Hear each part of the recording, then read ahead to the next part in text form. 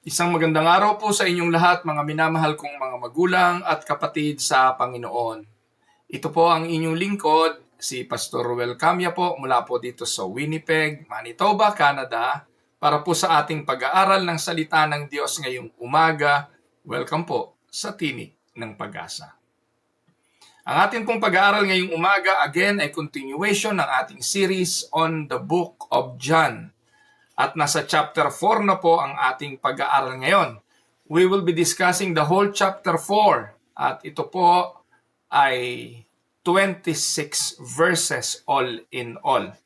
Kaya samahan niyo po ako, ating pong basahin ang ating pag-aaral na sa umagang ito ay pinamagatan po nating Living Water for a Thirsty Soul. Ating pong basahin ang mga talata. Now Jesus learned that the Pharisees had heard that he was gaining and baptizing more disciples than John, although in fact it was not Jesus who baptized, but his disciples.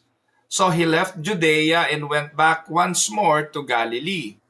Now he had to go through Samaria. So he came to a town in Samaria called Sychar, near the plot of ground Jacob had given to his son Joseph. Jacob's well was there, and Jesus, tired as he was from the journey, sat down by the well. It was about noon when a Samaritan woman came to draw water. Jesus said to her, "Will you give me a drink?" His disciples had gone into the town to buy food. The Samaritan woman said to him, "You are a Jew, and I am a Samaritan woman. How can you ask me for a drink?" For Jews do not associate with Samaritans. Jesus answered her, "If you knew the gift of God and who it is that asks you for a drink, you would have asked him, and he would have given you living water." "Sir," the woman said, "you have nothing to draw with, and the well is deep. Where can you get this living water? Are you greater than Father Jacob, who gave us the well and drank from it himself, as did also his sons and his livestock?" Jesus answered, "Everyone who drinks this water will be thirsty again. But whoever drinks the water I give them will never thirst. Indeed, the water I give them will become in them a spring of water welling up to eternal life." The woman said to him, "Sir, give me this water so that I won't get thirsty and I have to keep coming here to draw water." He told her, "Go call your husband and come back." "I have no husband," she replied. Jesus said to her, "You are right when you say you have no husband. The fact is, you have had 5 husbands, and the man you now have is not your husband.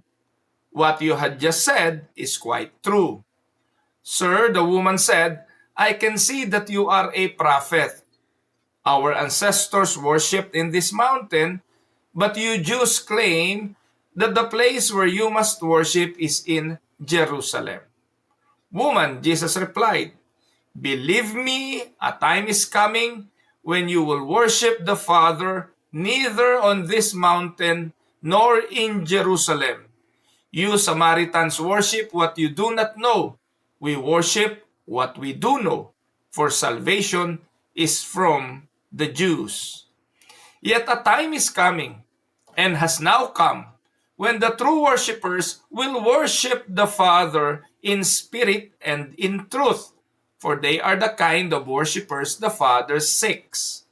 God is spirit, and his worshippers must worship in the spirit and in truth." The woman said, "I know that Messiah, called Christ, is coming. When he comes, he will explain everything to us." Then Jesus declared, "I, the one speaking to you, I am He." Pagpalain nawa ng Panginoon ang pagkabasa at pagkadinig ng kanyang mga banal na salita na sa umagang ito'y ating pagbubulayan. Kahapon ay ating pinag-aralan ang kwento tungkol sa pagtatalo ng mga alagad ni Juan at ng mga alagad ng ating Panginoong Hesukristo. Kahapon ating tinalakay na halos nagkasabay sa ministeryo si Jesus at ganun din si John the Baptist. At napag-aralan natin na yung mga alagad ni John ay nagsumbong kay Juan at sinabi niya na si Jesus ay nagbabautismo, maraming sumusunod sa kanya, pati na yung ating mga alagad ay sumunod na kay Jesus. And you remember the last time na pinag-aralan natin si Andrew at ang isang unknown, unnamed disciple of John followed Jesus. Kaya yung mga naiwanan kay Juan ay nagsusumbong sila. Hindi ka ba nag-aalala mauubusan tayo ng follower kasi sumusunod na sila kay Jesus? Pero ano ang sabi ni John? Ang sabi ni John, I must decrease and he must increase. Nilinaw ni John na siya ay kaibigan ng bridegroom, hindi siya ang bridegroom. Niliwanag ni Juan na hindi siya ang Mesaya. Siya ay tagapaghanda lang ng daan ng Mesaya. Kaya mula doon sa pahayag na yun ni Juan ay pipikapin natin ang ating pag-aaral ngayon. At dito sa verse 1 ng chapter 4, binanggit sa atin na nalaman na ng mga Pariseyo, ng mga leader ng Hudyo, na marami nang nagiging tagasunod si Jesus. And he was gaining and baptizing more disciples than John. At dahil doon, ito po'y nangyari bago pa hulihin si John the Baptist at pugutan ng ulo. At makikita naman po natin, kalaunan, na wala din yung ministry ni John the Baptist. Ayan. So yung mga Baptist ngayon na sinasabi sila'y galing kay Juan Bautista, wala na tayong pakikipagtalo doon kung gusto nilang angkinin yun. Pero tayo naniniwala, tagapaghanda lang si John the Baptist ng daan ng ating Panginoon. Ngayon, ito ang ating pipikapin at ito ang ating pag-aaralan. Tandaan po natin na we have a beautiful story right now about a woman, a Samaritan woman, at Jacob's well. This story is not just about conversation. Hindi lang ito kwentuhan ng ating Panginoong Hesukristo at ng babaeng ito. But it is about grace, crossing barriers, truth, exposing the heart, and Christ satisfying the deepest thirst of the soul. Tatlong mahalagang bagay ang makikita natin sa ating pag-aaral ngayon. Ang biyaya ng Diyos, dati sa mga Hudyo, nag-cross ng barrier papunta sa mga Hentil, sa mga Samaritano, papunta sa kaaway. Pangalawa, makikita natin yung katotohanan na magre-reveal ng kondisyon ng puso ng tao. At ang pangatlo, ipinakita ng Panginoon na siya bilang ang Mesiyas ang tanging makakatugon sa uhaw ng ating mga kaluluwa. Amen? Take note. Many people today are like this Samaritan woman, searching for satisfaction, carrying guilt in their hearts, thirsty for something more. And nakita po natin at makikita sa ating pag-aaral, Jesus meets her needs just as He meets ours. Amen? Now, simulan na po natin and let us go to an expository study of chapter 4 ng John. Simulan natin sa verse 1 and 6, makikita natin ng isang katotohanan. Ano yon? Jesus seeks the lost. Ito po yung ongoing theme ng New Testament. The ongoing theme of the New Testament, Jesus is seeking the lost. Naparito ang anak ng tao upang hanapin at iligtas ang mga nawala. Sabi ng John 4:1-6, now Jesus learned that the Pharisees had heard that he was gaining and baptizing more disciples than John, although in fact, it was not Jesus who baptized, but his disciples. So anong ginawa ni Jesus? He left Judea, went back once more to Galilee, and now he had to go through Samaria. Mahalaga po yung verse 4, kaya hinighlight ko yan. He had go through Samaria. This is very important. Sa kasaysayan natin, kapag binanggit yung petsa, binanggit yung lugar, binanggit yung tao, binanggit yung oras, ito po'y nagpapakita na merong mahalagang bagay na dapat tayong maunawaan. Dito binanggit ang Samaria. So what is the importance of going to Samaria? Jews normally avoided Samaria. Why? Because Samaria ay hindi nila kakampi. There was a racial hatred among Jewish and Samaritans. Alam natin yan, sa mga pag-aaral natin. Anino lang ng isang Samaritano kapag dumaan sa Hudyo na anggihan ng anino, yung shadow. Yung isang Hudyo, ituturing na marumi for a day. Kaya kailangan siyang maligo. Imagine nyo, anino lang yun. Ganon katindi ang racial hatred, ang prejudices nila, prejudicism nila sa isa't isa. There was a racial hatred and there was a religious conflict. Magkaiba ang pinananampalatayanan ng mga Samaritano at ng mga Hudyo. In fact, kay Jesus na nga bibig ng galing Sabi, we are worshiping a known God, but you are worshiping the unknown God, sa Diyos na hindi ninyo kilala. But, in spite of this racial hatred and religious conflict, huwag nating kakalimutan, si Jesus kailangang pumunta ron. Not because of geography, but because Jesus has a divine purpose. Jesus was going to meet someone. Napakagandang paalala ito sa mga mangangaral. Paalala sa mga mananampalataya. Paalala sa mga ilaw at asin ng sanlibutan. Tayo po'y tinawag sa isang layunin. At ito ay ang ipangaral, pumunta sa mga lugar kung saan merong tatawagin ang Diyos para sa kaligtasan. We are His instrument right now. At ang pagkakataong ito, ipinakita ng Panginoong Hesus ang halimbawa ng tunay na pagmiministeryo. Ang tunay na ministeryo, katulad ng ginawa ni Jesus, He seek sinners. And this reflects a key biblical truth. Ano po yun? We do not seek God on our own. It is God who seeks us first. Amen? Ang unang katotohanang magandang makita, ang Diyos ang naghahanap, hindi tayo. Romans chapter 3 verse 10, no one is righteous, none, not even one. No one seek God, no one understand.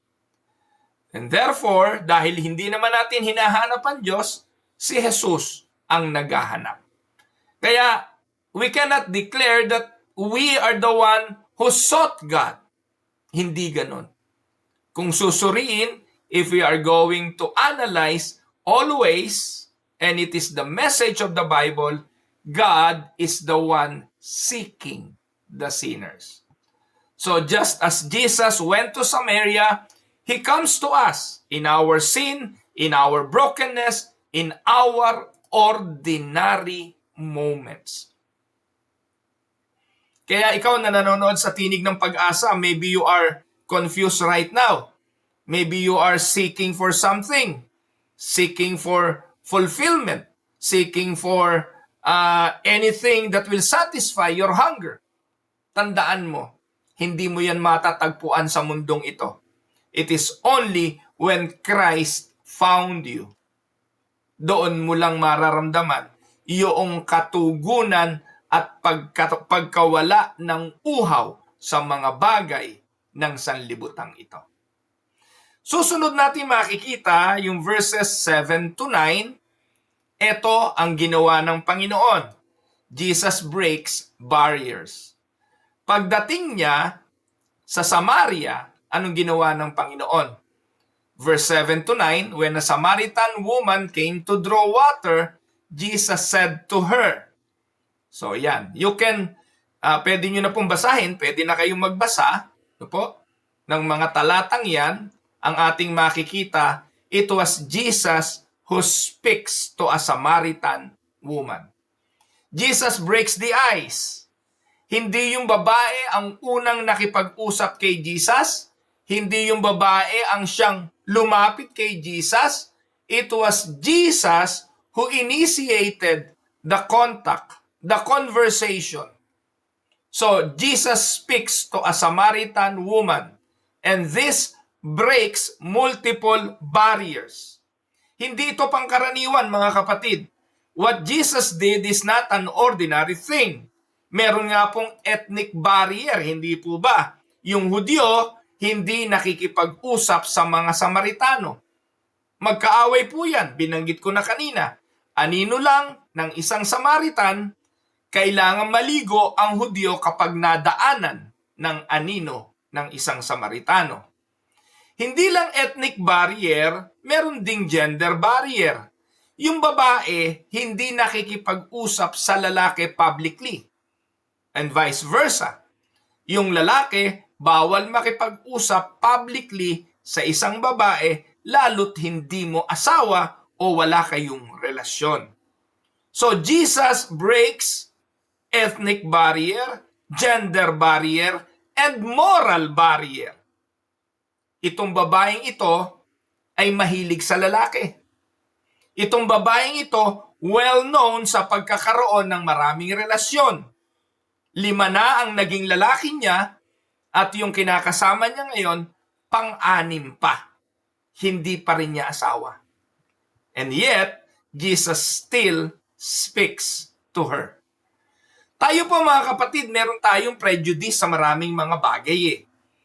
Prejudice tayo sa mga tao. Minsan, ayaw nating ma-associate say, kay ganito, kay ganoon, dahil alam naman natin yung idea nga na if you, sabi nga, birds of a feather flock together. Pero mga kapatid, tayo po'y tinawag na ilaw ng sanlibutang ito. Hindi naman tinawag yung ilaw para sa liwanag magliwanag. Ano silbi? Hindi mo naman kailangan ng liwanag sa araw. Hindi mo kailangan ng light in the daytime. Kailan mo kailangan ng light? Kailangan mo ito sa kadiliman.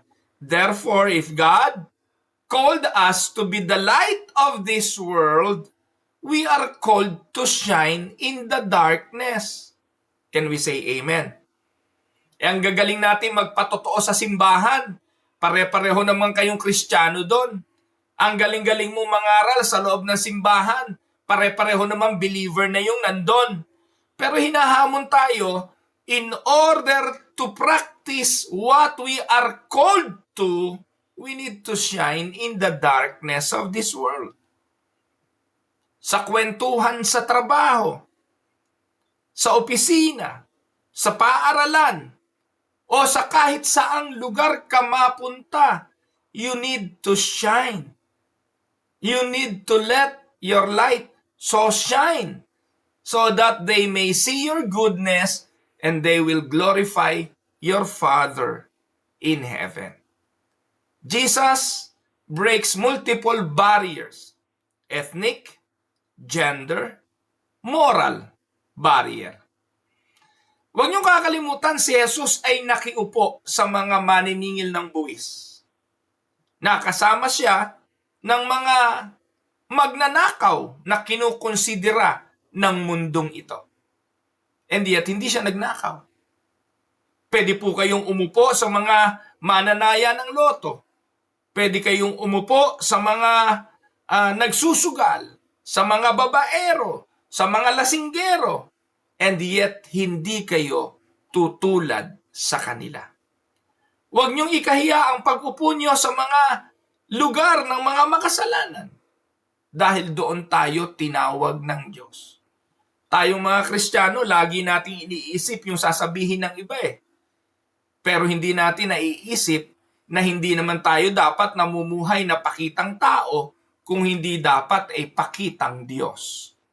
At kapag namumuhay tayo ng pakitang Diyos, we will do whatever God commanded us to do. We will live as light and salt of this world. Amen?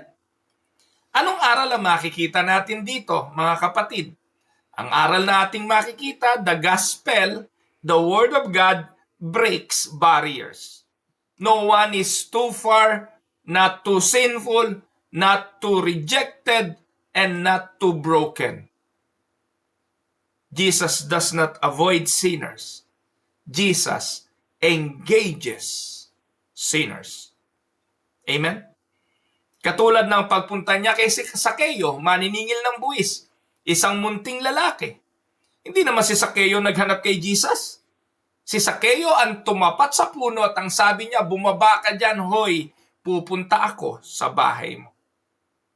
At take note mga kapatid, kapag nakipagtagpo ang Panginoon, mag-aalok siya ng tubig ng buhay. Katulad ng inialok niya kay Sakeo, pagpasok ni Jesus sa sambahayan ni Sakeo, maging ang kanyang sambahayan tumanggap ng tubig ng buhay. At dito po sa John 4:10-15, Jesus answered her, "If you knew the gift of God and who it is that asks you for a drink, you would have asked him and he would have given you living water." Kung makikilala mo lang kung sino ang humihingi sa iyo ng tubig. Now, if you will only knew me, who I am, you will ask me living water and I will give it to you. Anong pagkaintindi ng babae rito? Sabi sa verse 10, Jesus answered her, "If you knew the gift of God and who it is that you ask for a drink, you would have asked him and he would have given you living water." So dito, Jesus introduces a powerful image. Buhay na tubig. Alam niyo po ba kung bakit tinatawag na buhay na tubig ang tubig? Yung buhay na tubig, hindi po yun nauubos. Kaya panahon ng tagtuyot, hindi nauubos yun. Yung buhay na tubig, ibig sabihin nun, spring, bukal. Hindi po katulad nung stagnant water.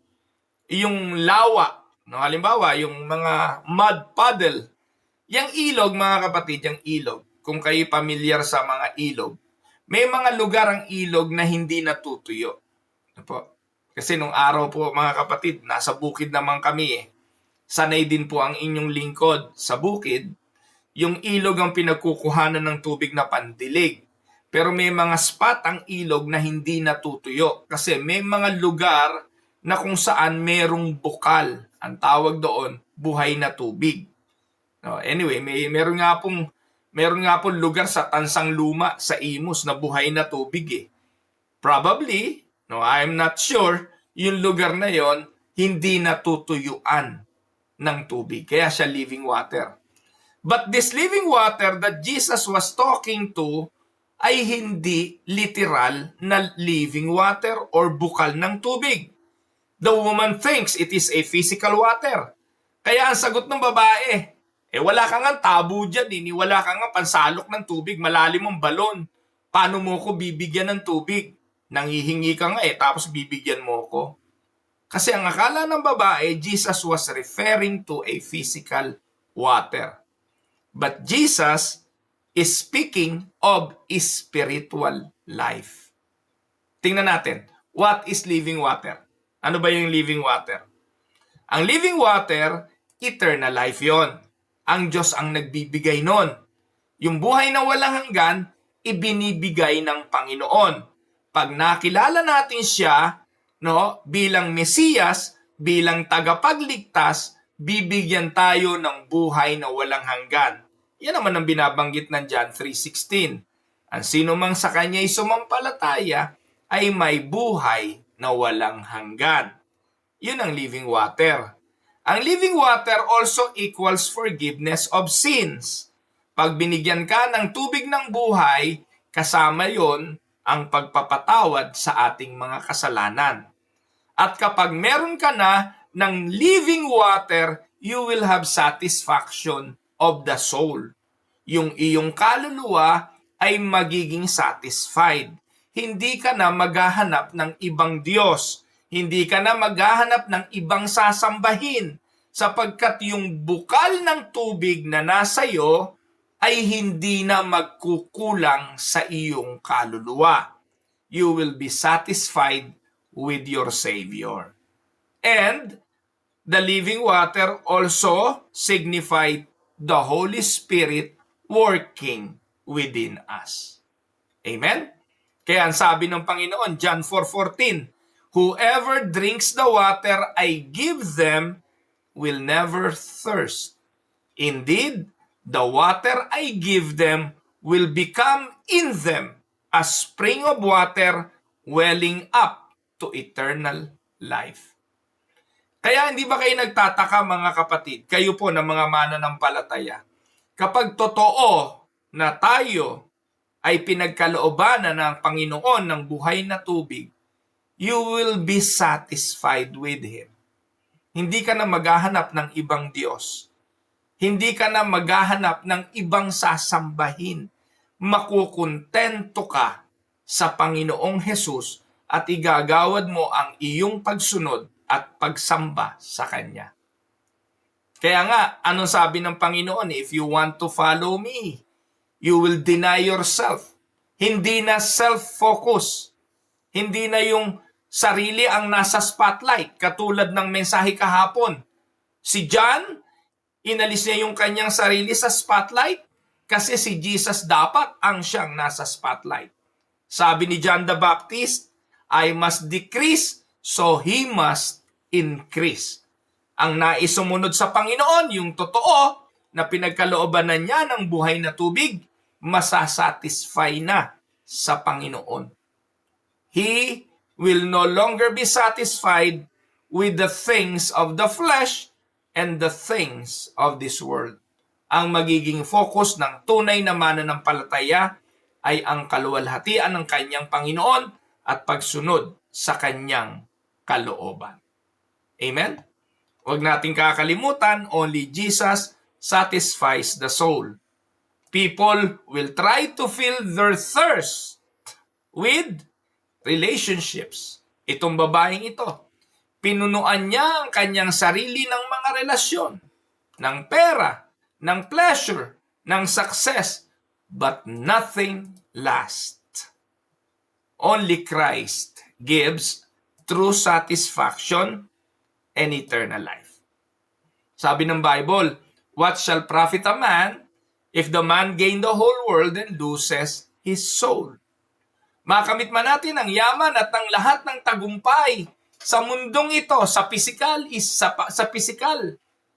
Kung mapapahamak ang ating kaluluwa, wala tayong pakinabang. Amen po ba mga kapatid?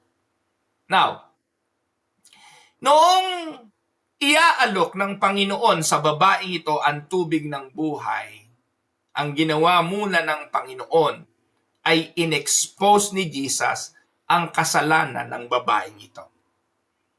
John 4:16-18. Pagkatapos banggitin ni Jesus ang iaalok ko sa yung tubig ng buhay, bigla ifinocus ni Jesus ang atensyon sa babaeng ito at sa kanyang asawa. Kasi sabi na nung babae, gusto ko po ang tubig na yan. Bigyan mo ko ng tubig na yan upang hindi na ako sasalok. So meaning hanggang dito, ang nasa isipan ng babae, physical na tubig pa rin. But Jesus is referring to spiritual. Amen po ba? Kaya para linawin ito, inalis ng Panginoon ang focus ng babae sa paghahangad ng tubig na literal. Sinabi niya sa babae, umuwi ka. Tawagin mo asawa mo at bumalik ka dito. So can you imagine, no? Humihingi na yung babae dahil naipaliwanag na ng Panginoon siya yung tubig ng buhay at ibibigay niya yung tubig ng buhay para sa satisfaction ng kaluluwa. Pero bago niya yun ibigay, sinabi niya rin sa babae, umuwi ka muna. tawagin mo asawa mo. Alam ba ni Jesus kung ano nangyayari sa babaeng ito? Yes. Alam ba ni Jesus na wala namang asawa ang babaeng ito? Yes. Pero bakit pa itinanong ng Panginoon ito? Hindi para kay Jesus. Dahil Jesus knows everything. Pero bakit niya sinabi ito sa babae? Para doon sa babae. Para sa kanyang self-realization. Para sa kanyang sariling conviction. At dito, umamin yung babae sa verse 17. Sabi niya, I have no husband. Kaya sinabi ni Jesus sa kanya, tama ka. Nung sinabi mong wala kang asawa, tama ka. Ang katotohanan, nagkaroon ka na ng 5 asawa. Subalit, ang kinakasama mo ngayon, hindi mo asawa. Kung anong sinabi mo, ay totoo. So meaning, umamin naman yung babae. No? Inamin niya ang totoo. Jesus tells her, go call your husband. Then he reveals she had 5 husbands. She was living with a man, not her husband. And Jesus, at this point, lovingly exposes her sin. Nakikisama ka sa hindi mo asawa. So anong mahalagang bagay na makikita natin dito? Tandaan ninyo mga kapatid, yung ililigtas ni Jesus, yung kanyang bibigyan ng tubig ng buhay, ay ang mga tao na marirealize sa kanyang sarili na siya'y makasalanan. Gusto niyang makalaya sa kasalanan, pero sa kanyang sarili, hindi niya magawa. Ito po yung tinatawag na depravity. Ito yung pagkaalipin sa kasalanan. Na kung sa atin lang mga sarili, hindi natin magagawa. Itong babaeng ito, nakalima ng palit ng relasyon. Naghahanap ng satisfaction sa kanyang relasyon. Tumutugon sa uhaw ng kanyang pangangailangang pisikal, pero walang makatutugon sa bagay na espiritual kung hindi ang Panginoon. Jesus does not ignore sin. Jesus reveals it. Ang tanong, bakit? Because you cannot be saved without seeing your sin. Sabi ng Biblia, ang pinatawad, ano tawag doon? Ang nagkasala ng malaki at pinatawad, mas malaki ang pasasalamat. Alam niyo po ba mga kapatid, yung worship na ibinibigay natin sa Diyos, nakadepende saan? Sa laki ng ating gratitude sa pagliligtas na ginawa ng Diyos. Kaya yung naniniwala na wala siyang kakayahan, naniniwala na siya'y papunta sa impyerno, naniniwalang bulok ang kanyang buhay, bunga ng kasalanan. Kapag naligtas, luluwalhatiin at pupurihin ng Diyos sa pasasalamat dahil pinalaya siya ng Diyos sa kanyang kasalanan. Tandaan ninyo mga kapatid, you cannot receive grace without recognizing your need. At hindi naman binibigyan ng Diyos ng biyaya ang may kakayahan. Amen? Kung merong kakayahan, hindi ka bibigyan ng biyaya. Pero ang biyaya ibinibigay sa mga undeserving, sa mga walang kakayahan. So, true salvation includes conviction. The gospel is not just God loves you.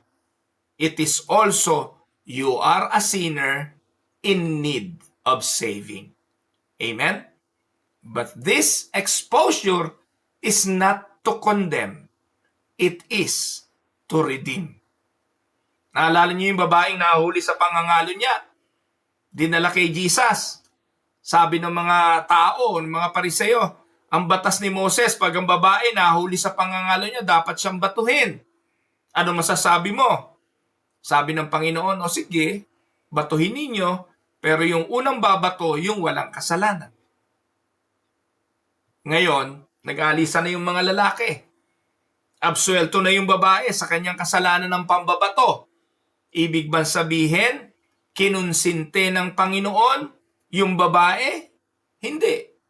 Ano sabi ng Panginoon doon sa babae? Nariyan pa ba yung mga babato sa iyo? Ang sagot ng babae, wala na po. Kung ganon, humayo ka at huwag ka nang magkasala.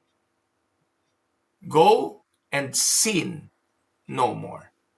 So Jesus exposes the sin not to condemn but to redeem. Amen?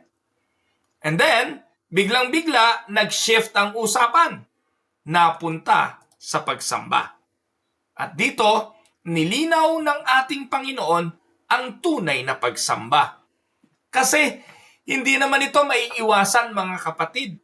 Ito po ang katotohanan.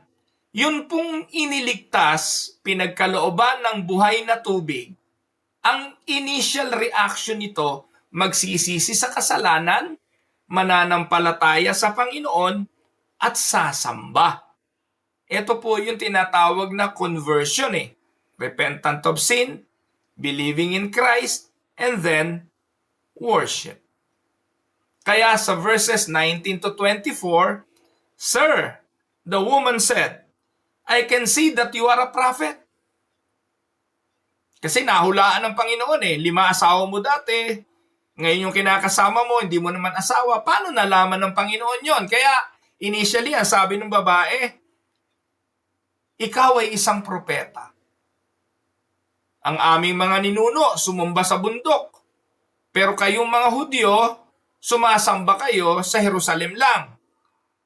No? So you have your own worship, we have our own worship. Pero dahil ikaw ay isang propeta, tinuruan mo ko at binibigyan mo ko ng buhay na tubig, gusto kong malaman papaano sasamba ng totoo. Sabi ng Panginoon sa babae, Woman, believe me, a time is coming when you will worship the Father, neither on this mountain, nor in Jerusalem. Sabi ni Jesus sa 22, kayong mga Samaritano, sumasamba kayo sa hindi ninyo kilala. Kami, sumasamba sa aming kilala. No?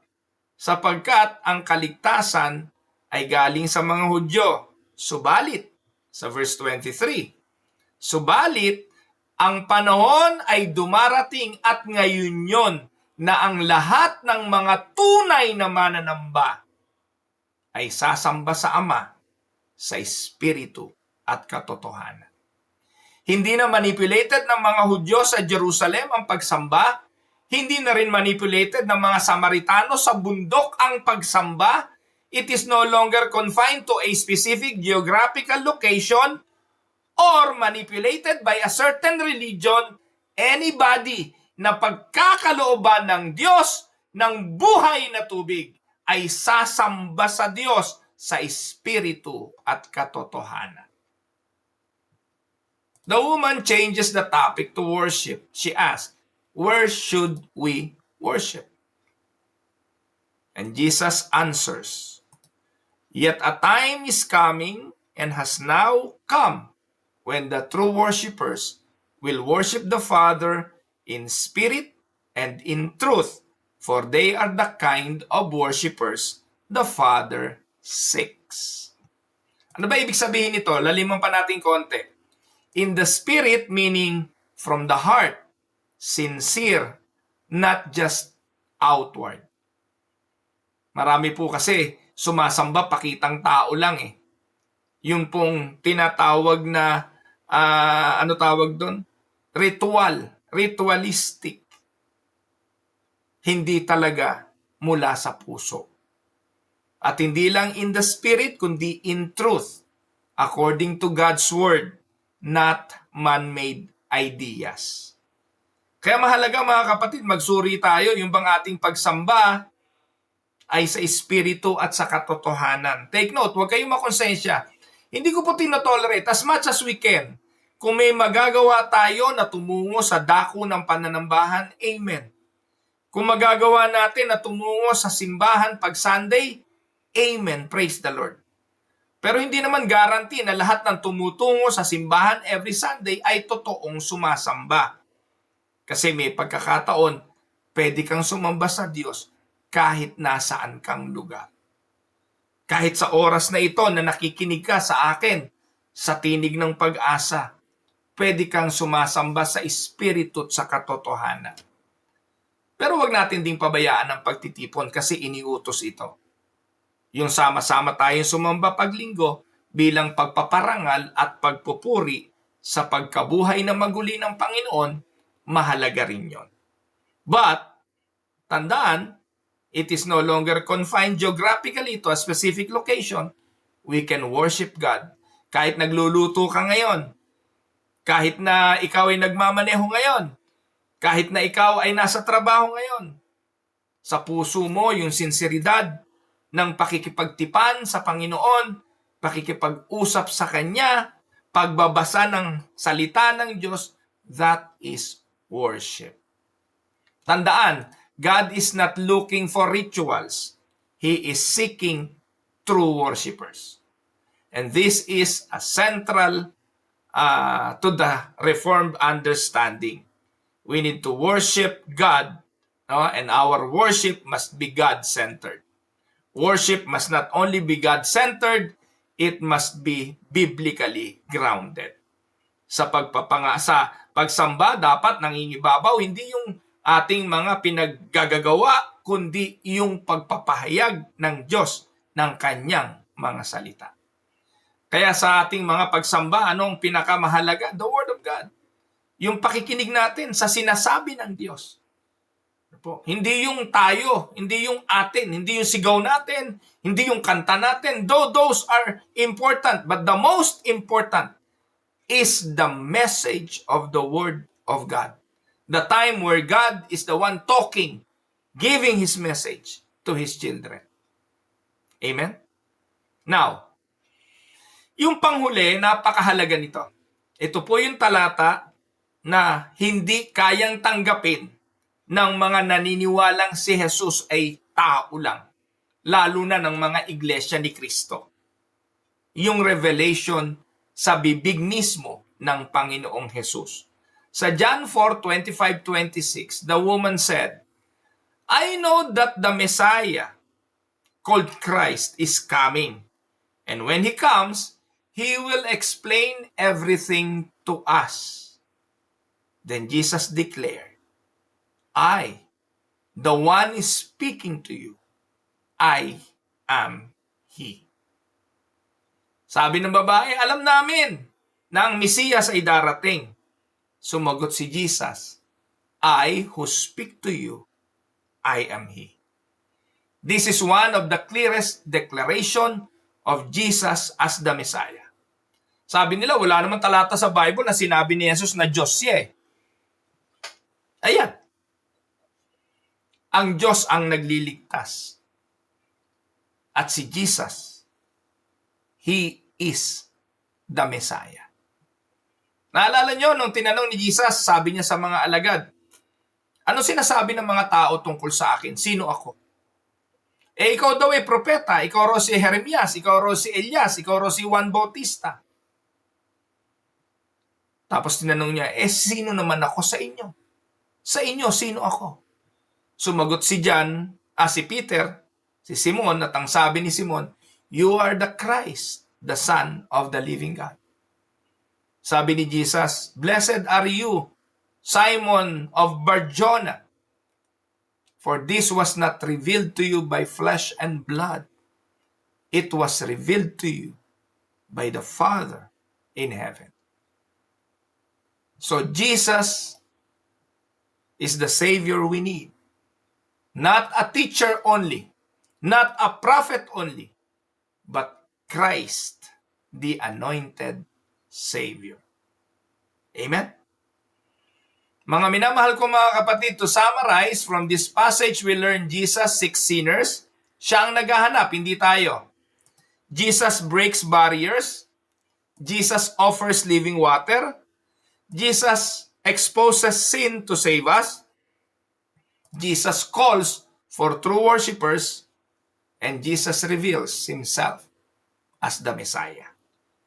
Yan ang 5 punto na ating makikita sa John chapter 4, 1 to 26. Amen?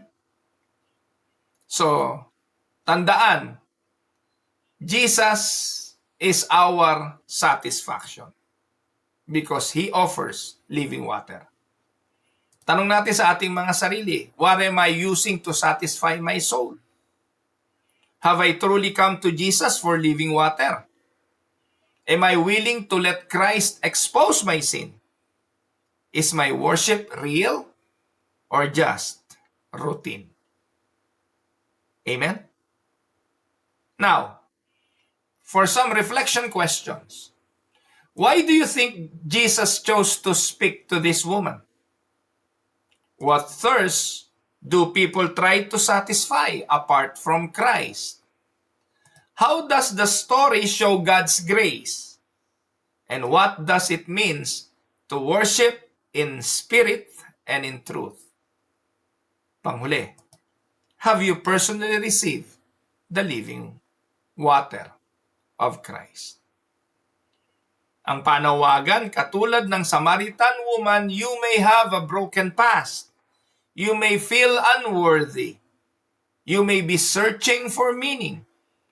But Jesus is saying to you today, come, drink, and live. Turn from your sin, trust in Christ alone, receive the living water. Tayo manalangin.